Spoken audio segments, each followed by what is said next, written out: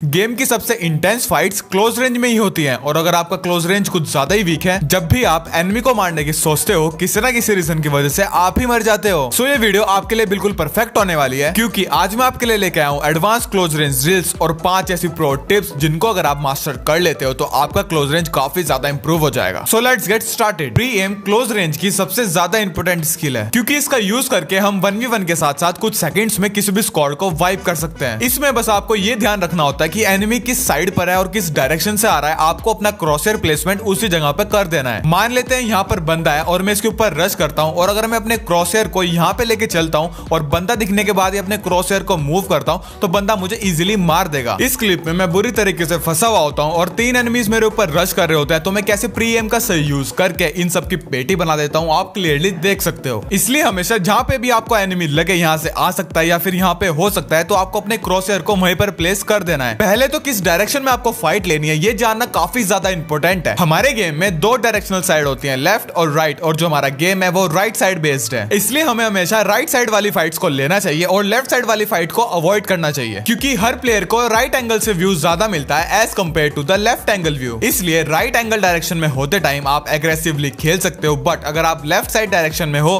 तो आपको होल्ड करके खेलना है। और कई बार आपको लगता है कि मेरे पास तो राइट एंगल है, सामने वाले एनिमी के पास लेफ्ट एंगल होगा, आप अंधा घुस जाते हो, बट आपको ऐसा बिल्कुल भी नहीं करना है, बंदा आपकी पेटी भर देगा, क्योंकि एनिमी में भी राइट एंगल सिचुएशंस होती हैं और इसलिए यूज होती है हमारी मूवमेंट्स। काफी प्लेयर्स को लगता है जिगल ही बस एक मूवमेंट है, बट ऐसा बिल्कुल भी नहीं है। जिगल बस एक मूवमेंट्स का पार्ट है जिसमें कि जंप, क्राउच, प्रोन ये सारे मूवमेंट्स भी आते हैं और इन मूवमेंट्स को आपको सिचुएशन के हिसाब से हैंडल करना होता है। इस क्लिप में मैं एनिमीज के ऊपर रश करता हूँ और फर्स्ट वाले एनिमी को तो मैं प्री फायर देके मार देता हूँ, बट मेरी एचपी 1 हो जाती है। उसके बाद सेकंड बंदा डीबेस लेके आता है तो मैं उसको प्रोन एंड शूट दे देता हूँ और इसकी मदद से मैं उसको इजीली मार पाता हूँ। अब यहाँ पे बंदे ने बिल्कुल भी एक्सपेक्ट नहीं करा होगा कि मैं उसको प्रोन एंड शूट दे दूंगा, जिसकी वजह से उसकी डीबीएस मिस हो गई। आपको भी कुछ इसी तरीके से अनएक्सपेक्टेड मूवमेंट्स करने हैं जिसकी मदद से आप बंदों की पेटी बना सकते हो। अब अगर यहाँ पे मैंने आ जाओ सारे एक साथ बोल के जिगल टू जिगल फाइट ली होती तो बंदे मेरी आराम से पेटी बना देते। और आपको एक चीज ध्यान रखनी है, जब भी आप ड्रॉप शॉट मारते हो तो आपका एम भी नीचे की तरफ शिफ्ट हो जाता है और कुछ इस तरीके से आप इसको ट्रेन कर सकते हो। और अगर बात करें जंप शॉट की, तो आपको एनिमी से चिपक कर जंप शॉट नहीं देना है, आपको थोड़ा डिस्टेंस मेंटेन करके तब जंप शॉट देना है एनिमी को। थर्ड नंबर पे आते हैं हमारे हेडशॉट्स। क्लोज रेंज में हेडशॉट्स इतने इंपॉर्टेंट होते हैं, अगर आपके मूवमेंट्स भी सही नहीं है और आप हेड को कनेक्ट कर देते हो तो आप इजीली फाइट्स को जीत सकते हो। क्लोज रेंज की फाइट जीतने के लिए 50 to 60% हेडशॉट्स ही मैटर करते हैं। अगर आप हेडशॉट्स को कनेक्ट करते हो तो आप एनिमी को 1 से 2 सेकंड के अंदर मार सकते हो और एनिमी को पता भी नहीं चलेगा कि वो कब लॉबी में पहुंच गया। हेडशॉट्स को कनेक्ट करने के लिए आपको अपने क्रॉसहेयर को एनिमी के हेड वाली पोजीशन पे प्लेस करके रखना है और जैसे ही एनिमी आपके रेडार में आएगा आपके हेडशॉट्स अपने आप कनेक्ट हो जाएंगे। आप इस क्लिप में क्लियरली देख सकते हो, मैं अपने क्रॉसहेयर को पहले प्लेस कर लेता हूं एनिमी के हेड लेवल पे और जैसे ही एनिमीज मेरे रेडार में आते हैं मैं उनकी पेटी बना देता हूं 1 by 1। हेडशॉट्स कनेक्ट करने की एडवांस ड्रिल मैं आपको वीडियो में आगे बताने वाला हूं। उससे पहले हम बात कर लेते हैं हमारे 4th पॉइंट की, जो कि है प्री फायर। जब भी हमें लगे कि एनिमी यहां से निकल सकता है या फिर यहां पे हो सकता है और उसी डायरेक्शन में हम फायर कर देते हैं, उसी को हम प्री फायर कहते हैं। यहाँ पर 2 एनिमीज मेरे टीममेट्स को मार के मेरे ऊपर रश कर रहे होते हैं और मैं प्री फायर की मदद से इन दोनों को इजीली मार देता हूँ। प्री फायर काफी ज्यादा इंपॉर्टेंट होता है, जिसकी मदद से आप लो एचपी में भी और इंटेंस सिचुएशन में भी फाइट को जीत सकते हो। लास्ट आती है हमारी एम ट्रेसिंग। बंदा जब क्लोज रेंज में या फिर मिड रेंज में भाग रहा होता है तब इस चीज का यूज करा जाता है। ट्रेसिंग की प्रैक्टिस करना काफी ज्यादा इंपॉर्टेंट हो जाता है अगर आपको क्लोज रेंज की फाइट्स जीतनी है। अब बात करते हैं एडवांस क्लोज रेंज ड्रिल्स की। सबसे पहले तो आपको ट्रेनिंग ग्राउंड में आके जो ये डमीज दिख रहे हैं इनके ऊपर अपने एम को शिफ्ट करना है। फटाफट जितनी जल्दी शिफ्ट कर सकते हो और ट्राई करो हेड पे एम करने की। इस ड्रिल को प्रैक्टिस करने से आपकी मसल्स ओपन अप हो जाएंगी। अब बात करते हैं ड्रिल नंबर 2 की, और ये ड्रिल काफी ज्यादा एडवांस है। आपको स्टैंडर्ड ट्रेनिंग में आके हेल्थ ऑफ द टारगेट को करना है 170 और मूवमेंट स्पीड को भी कर देना है 170, फिर वापस से हेल्थ ऑफ द टारगेट को कर दो 100, हेलमेट और आर्मर लेवल को कर दो लेवल 3 पर और इफेक्टिव पार्ट्स को हेड कर दो। बस अब आपको कुछ इस तरीके से ट्रेनिंग करनी है, आपको अपना एम रखना है कहीं और अचानक से शिफ्ट कर देना है इस डमी के ऊपर। इस ट्रेनिंग को करने में आपको काफी ज्यादा इरिटेशन होगी, बट अगर आप इसको मास्टर कर लेते हो तो आप बंदों को इजीली हेडशॉट्स कनेक्ट कर पाओगे। नेक्स्ट ड्रिल को प्रैक्टिस करने के लिए आपको जाना है सिमुलेशन ट्रेनिंग में। स्टार्टिंग में आपको डिफिकल्टी लेवल 2 पर प्रैक्टिस करनी है, बट कुछ टाइम बाद आप इसको डिफिकल्टी लेवल 3 पर भी प्रैक्टिस कर सकते हो। इस ड्रिल को प्रैक्टिस करने से आपको बिल्कुल भी बोर नहीं होगा, क्योंकि इसमें रियल बंदे आते हैं, आपको डमीज वाली फीलिंग नहीं आएगी। नेक्स्ट ड्रिल को प्रैक्टिस करने के लिए आपको वापस से आ जाना है इसी लोकेशन पर, सेलेक्ट करना है स्टैंडर्ड ट्रेनिंग और हेल्थ ऑफ द टारगेट को करना है 150 और मूवमेंट स्पीड को भी कर देना है 150,